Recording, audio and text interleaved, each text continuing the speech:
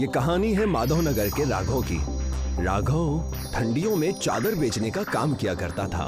राघव की चादर ठंडियों में ही बिका करती थी और बाकी के महीने राघव को व्यापार में घाटा हुआ करता था। जब जब गर्मियों का मौसम आता है हमेशा मुझे ऐसी ही तकलीफें होती हैं। ना कोई चादर बिकती है ना कोई सामान। तो अब्बू, तो आपको बेचने ही क्यों है? मेरे साथ घर पर वक्त गुजारा कीजिए ना। अगर मैं तुम्हारे साथ घर में वक्त गुजारूंगा तो हमारे घर खाना कैसे बनेगा बेटा? राघव सोचते हुए अपने घर से गांव की ओर चला जाता है और वहां जाकर सोचता है कि हे मालिक, इतनी गर्मी है। गर्मी का महीना आने में अभी 15 दिन वक्त है, उससे पहले ही इतनी गर्मी, पता नहीं आगे क्या होगा। तभी एक खातून वहाँ पर मटका लेकर आती है और कहती है, अब क्या बताऊं राघव भाईजान, पूरे कस्बे में पानी भी नहीं है और हमें पास के कस्बे ने पानी देने से भी मना कर दिया है। गर्मी बढ़ती ही जा रही है, खेत सारे बंजर पड़े हैं। कहीं ऐसा ना हो कि कोई प्यास से अपनी जान खो बैठे। सच कहा राघव भाईजान आपने, कुछ ना कुछ तो कस्बे की सुरक्षा के लिए सोचना ही होगा। और तो और हमारे कस्बे के जानवर भी पानी के बिना प्यासे रह रहे हैं। मेरे घर पर थोड़ा सा पानी रखा हुआ है, मैं उन पंछियों को पिला देता हूँ, उससे कम से कम उनकी दुआएं तो लगेंगी। राघव घर जाकर अपने घर से एक बाल्टी पानी लेकर प्यासे जानवरों को पिलाता है, जिसे देखकर राघव की बेटी रम्या उससे कहती है, काश अब्बू हमारे कस्बे में भी पानी होता। पानी ही नहीं, काश हमारे कस्बे में बर्फ होता, मैं तो बर्फ से ही सारे काम करती। लेकिन ऐसा कहाँ मुनासिब है, ये मुमकिन नहीं है बेटा। अब्बू, एक बार आपने ही कहा था, अगर कुछ ठान लो तो सब कुछ मुमकिन हो जाता है। रम्या की बात सुनकर राघव अपने गांव से बाहर चला जाता है और वहां जाकर देखता है कि गांव का सरपंच पानी बेच रहा है।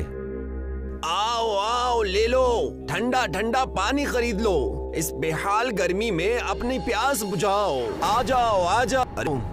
इस सरपंच साहब, आप बड़ा अच्छा काम कर रहे हैं, लेकिन आपके पास पानी कहाँ से आ रहा है? अरे तुम आम खाओ ना, गुठली क्यों गिन रहे हो?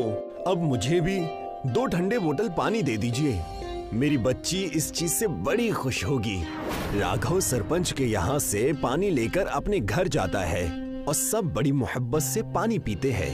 तब उनके घर पर उनकी गांव की खातून आकर कहती है, क्या बात है, सब ठंडा ठंडा पानी पी रहे हैं। देख लो क्या जमाना आ गया है, घर में शरबत पिया करते थे, अब पानी पी रहे हैं। इतने गर्मी के हाहाकार में भी पता नहीं कहां से सरपंच जी कहां से ठंडे पानी बेच, उन्हें पानी बेचते देख तो मेरा तो जी ही घबरा रहा है। ये बात मेरे भी मन में आई, लेकिन वो नेकी का काम कर रहे हैं ना।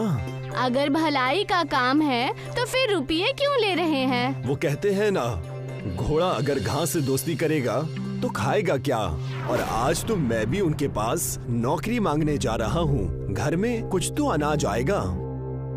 राघव सरपंच के पास नौकरी मांगने चला जाता है। उस वक्त सरपंच और उसकी बेगम घर के आंगन में खड़े होकर बातें कर रहे होते हैं।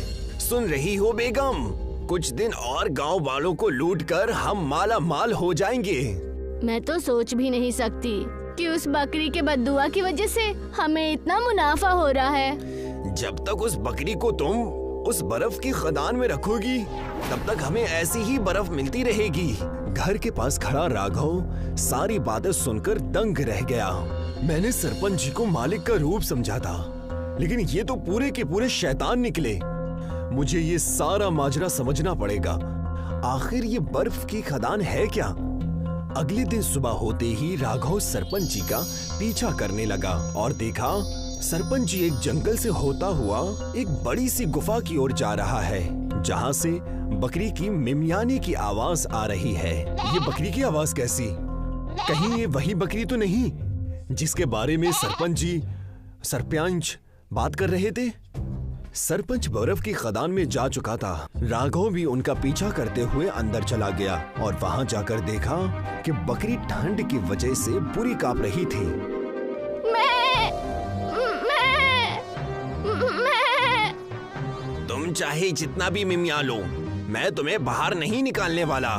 तुम अंदर हो, इसी वजह से हम बाहर मजे मार रहे हैं। ये क्या हाल कर रखा है आपने सरपंच जी?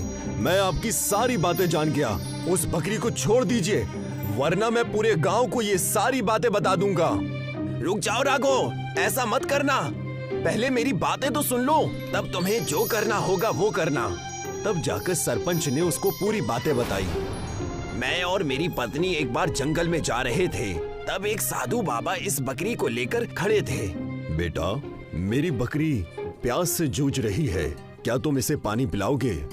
जी, ये लीजिए, लेकिन मेरे पास बस थोड़ा ही सा पानी बचा है। बेटा, तुम्हारे पास जितना है उतना ही पिला दो, कोई बात नहीं।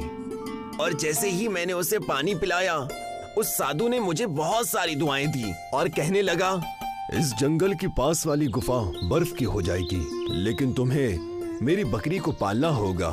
और अगर तुम इस बकरी को बाहर लेकर आए तो बर्फ की खदान मिट्टी की हो जाएगी और तुम्हारी बेगम पर परेशानियां आ जाएगी। इस बकरी की देखभाल तुम्हें तब तक करनी है जब तक मैं हिमालय से जड़ी बूटियां लेकर वापस नहीं आ जाता।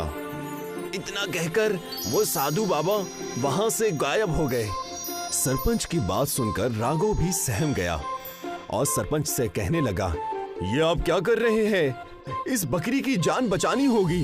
ज्यादा दिन बर्फ में रहने से तो उसकी जान जा सकती है, उसे बाहर ले चलिए। नहीं, ऐसा मत करो, मेरी बेगम की जान खतरे में आ जाएगी। मैं तुम्हारी एक नहीं सुनने वाला, मुझे ले जाने दो इसे। राघव सरपंच को धक्का देकर उस बकरी को बाहर लेकर चला गया। जैसे ही राघव बाहर गया, पूरी बर्फ की खदान मिट्टी की हो गई। ठंड के कारण बकरी कांप रही थी। राघव ने उसे धूप में खड़ा किया ताकि उसे गर्मी लगे, और जैसे ही बकरी को गर्म हवा लगी, बकरी खुद से कहने लगी, मैं राघव, मुझे बचाने के लिए शुक्रिया। मैं एक मायावी बकरी हूँ, तुमने मुझे बचाया, इसलिए मैं तुम्हारी एक मुराद पूरी कर रही हूँ। तुम बोल कैसे रही हो और तुम्हें मेरा नाम कैसे पता है? मैं लोगों को देखकर उनका नाम और काम पता लगा लेती हूँ। मेरी मुराद ये है कि तुम्हारी सारी चादरें बर्फ की हो जाएंगी।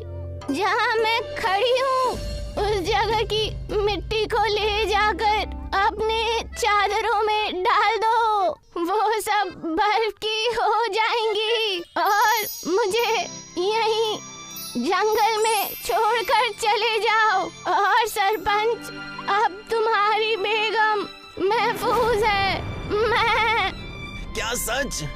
तुम्हारा लाख लाख शुक्र है। मैं उस बर्फ की चादरों से लोगों की भलाई करूंगा, पूरी गर्मी में सबको चादर बांटूंगा।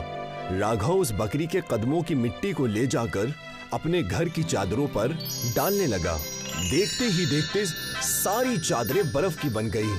मैं ये सारी चादरें सबको बांट दूंगा। अब से इस कड़ाके की गर्मी में कोई प्यास से नहीं जूझेगा। लगता है आपने अपने मन की मुराद पूरी कर ही ली।